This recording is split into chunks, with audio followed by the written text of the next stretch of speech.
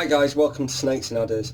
We'll continue in our introducing series on lizards by today discussing these awesome animals from the skink family called blue tongue skinks. They belong to a family called Tiliqua. They come from Australia and in areas of Indonesia. The ones that we most commonly deal with are going to be the Indonesian type. These are Tiliqua gigas gigas. They are absolutely awesome lizards.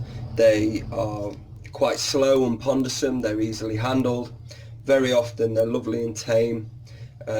Great soft personalities. They're a diurnal lizard, so they're out and about during the day. Obviously, with being diurnal, we need to have UV light on them. We would use high exposure UV. Because these are omnivores and they eat a wide variety of prey, a lot of people used to keep them without UV. I don't really subscribe to that. With what we know now, the advances in husbandry and the way that keeping is advanced, UV really is a prerequisite. It's going to help out with their colours and help just maintain their condition, and it's far more naturalistic. So the animals will take a huge variety of prey, and just to run through it, I mean, omnivore, really, you know, these are the truest expression of that. They will take all sorts, so we can use insects, locusts, crickets, waxworm, mealworm.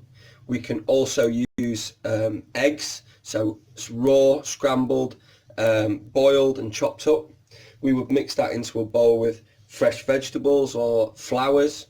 We could also use occasional treats in pinky and fuzzy mice. They'll take offal in the shape of heart, kidney, liver. The veg, we can use spring greens, curly kale, butternut squash, pak choy, lolo rosso, lolo biondi, rocket, bell pepper, parsnip, carrot, courgette, sweet potato. When I was speaking to a breeder that I know in Buxton, he was telling me that he basically just makes a huge modge of food, including both plant and animal matter, including frozen thawed insects, and made into a huge bowl where his blue tongues can come and feed. He said that the live running insects, particularly if there's a group of animals being kept, could cause issues simply because there's like a feeding frenzy, and when they're running around everywhere, the animals are look at my neck. The animals are potentially going to hurt one another as they biting and lashing out at the live feeds. They could potentially grab other animals' limbs, so that's something to watch and be careful of. So I mean, a huge range of prey. As far as feeding goes, really easily achieved. You know, you can give them bits and bobs of all sorts, particularly with younger animals. Some people use dog and cat food as a treat. It is high in fat, high in protein, particularly as well when we're bringing in imported animals. It's good for just getting the condition back onto the animals post shipment. It's not something that would be a regular part of the diet. It's something that we would probably watch, but we could use it as part of a balanced diet, and because we're giving them such a wide range of prey, that's easily achieved. They are a considerable size lizard. These are still relatively young. They're going to get a little bit bigger. They're going to end up between sort of 18 and 24 inches long. Very heavy set with their short little stumpy legs, but they are diurnal and active. They do like to roam around their tank. They will need a decent size enclosure, so either a 4x2x2 or a 5x2x2 enclosure. Basking temperatures wants to be underneath the hot spot between 35 and 37 degrees Celsius, an ambient of about 30 degrees Celsius, and a cool end of about 26 to 27. At night we'd keep them at 27 degrees. I'd either use 10 or 12% UV light.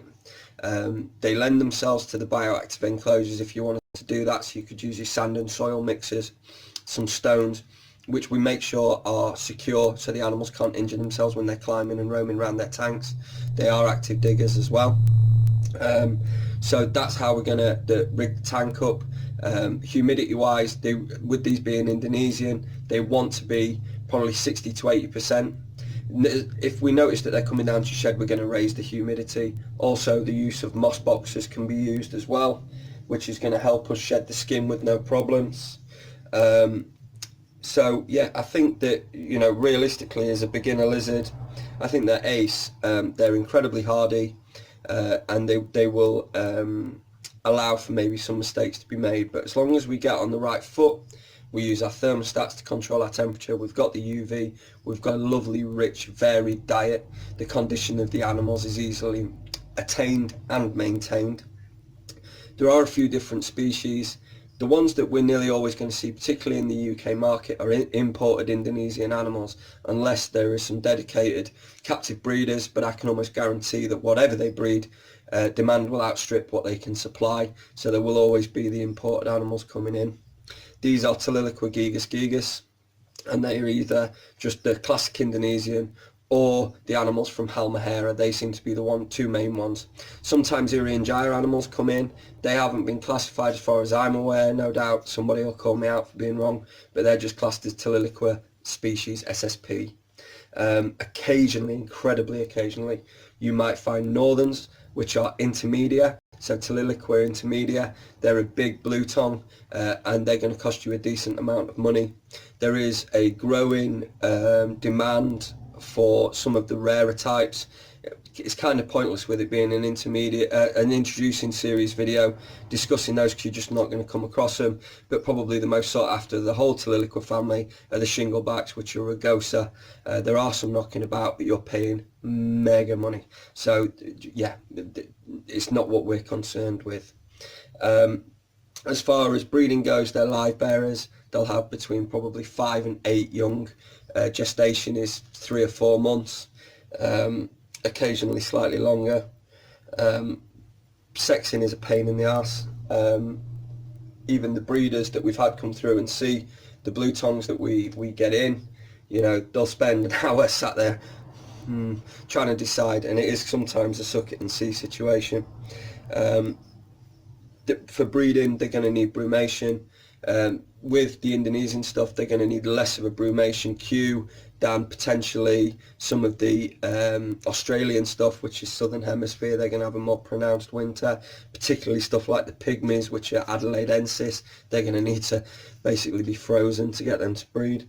But these guys, just some gentle cues, reduction in photo period, cooler, longer nights, shorter, warmer days, an increase in humidity. These are all triggers to get them going. As far as lifespan goes, incredibly long-lived. 30 years isn't uncommon. They make absolutely fabulous pets. You can see how inquisitive they are, so laid back. They're just fabulous lizards, absolutely wonderful. So do some research. There's some fantastic care sheets online. So these are Tiliqua gigas, blue tongue skink. Definitely consider them as a beginner species. They do require a fair amount of equipment, but no more than a bearded dragon if set up correctly. And because of their ease of feeding, they just lend themselves to being the beginner, because they're so hardy and so easy to cater for with their diet. We keep 2 or 3 of them in a viv. We have no issues. Over time, potentially as they reach maturity, if we've brumated them, then you can expect maybe some antagonistic behaviours. More than likely as a beginner, you're just going to have the one animal, so you know you can just crack on keeping it, and I'm sure that you'd have an absolutely wonderful, successful pet.